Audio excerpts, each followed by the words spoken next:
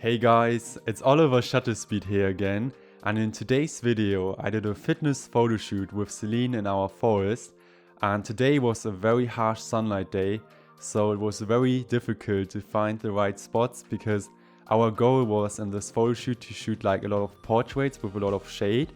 So when we started doing test shoots at the beginning, it was hard to find like areas where there was a lot of shadow. I also noticed we had like still a lot of snow from the previous days, and my idea was to involve the snow first of all into the portraits, and yeah, we actually got some pretty decent shots, and it was really nice to shoot with Celine because she's so confident in the way she poses. So next we went to the soccer pitch entrance, and the cool thing was that we finally found shade, and I also noticed that this wall, this red wall, there was light bouncing to her face when she was leaning against it, and this was playing for our advantage. So my tip for you guys, if you are like in an area where there's a lot of harsh sunlight, try to find like walls which are very bright, like white walls or red walls, and you can create this really cool fill light on the model's face. So we did a lot of shots there, and yeah, we got better and better, and then we went back to the street because it was getting kind of like this mid golden hour. And I also liked the fact, because we were getting a bit warmer, the sunlight and the harsh light didn't really matter that much. So we also did a portrait here, which we are going to edit also later. And after that location, we also went to the soccer pitch, where there was this big building with a lot of shade, and that was really good because finally we had a spot where we didn't have to like think about where could we find a lot of shade. So now I'm going to show you how I edit this portrait we have done in the middle of the photo shoot. So as you can see here, I was actually raising the camera so we have a bit more of an interesting angle. And this program here is basically Camera Raw. And before this program, I was using Photoshop CS2, which is kind of much older than this program. So the whole weekend I was teaching myself this program and how to use it. So yeah, basically what we can do here is we can change the sliders to the left and right, and yeah, we can edit our raw portrait here. So the first thing I always recommend doing is I always add some clarity to the portrait so it's a bit more sharper. And you can also see here your changes like in the shadows or in the highlights. And I'm also going to add a bit more exposure to the image, just a slightly bit more. And I'm also going to raise a bit the highlights and the shadows because we still have some dark parts here and also some of the blacks. So this looks much better than before. You also can see here a before and after. And the next thing what we can do is we can go to curves, and here we basically can create like an S curve.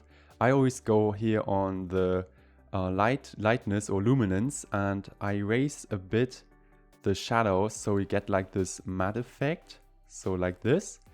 Personally, I like it when it's a bit more matte. And the next thing we can also do is add a bit of highlights here. So I would also say it's totally fine if you like editing and you still like changing some parts you changed before. I always like try to mix things up. So for the temperature, it looks good so far.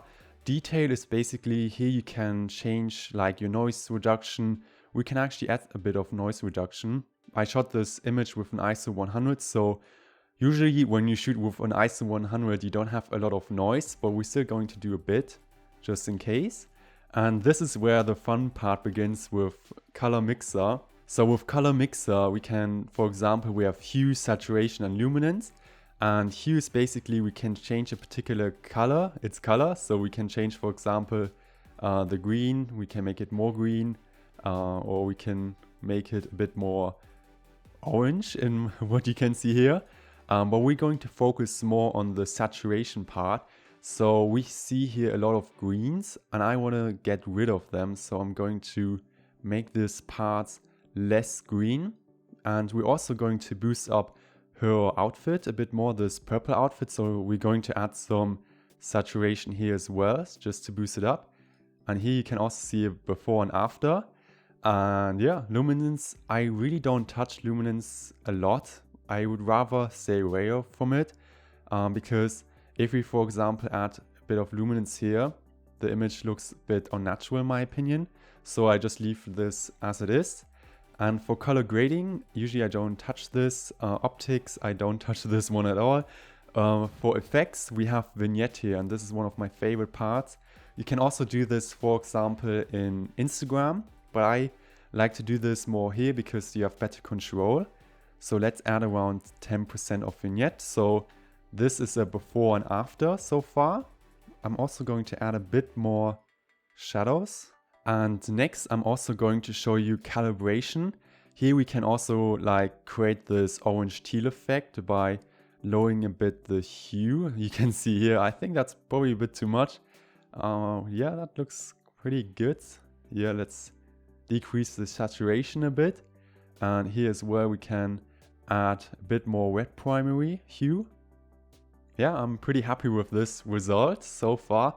Yeah, that looks pretty cool to me. If you have some tips or something, I'm still learning this program. You can let me know in the comments down below if I still have to improve some things. So this is actually the first times I'm doing this. So yeah, I'm pretty happy so far. This is a before and after. And I hope you enjoyed this video, and I also hope you enjoyed the behind the scenes.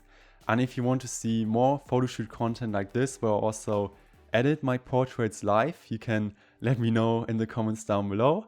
You can also, of course, subscribe to my YouTube channel to always be up to date when I upload a video. Make sure to ring the bell.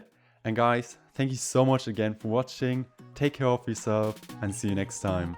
Bye.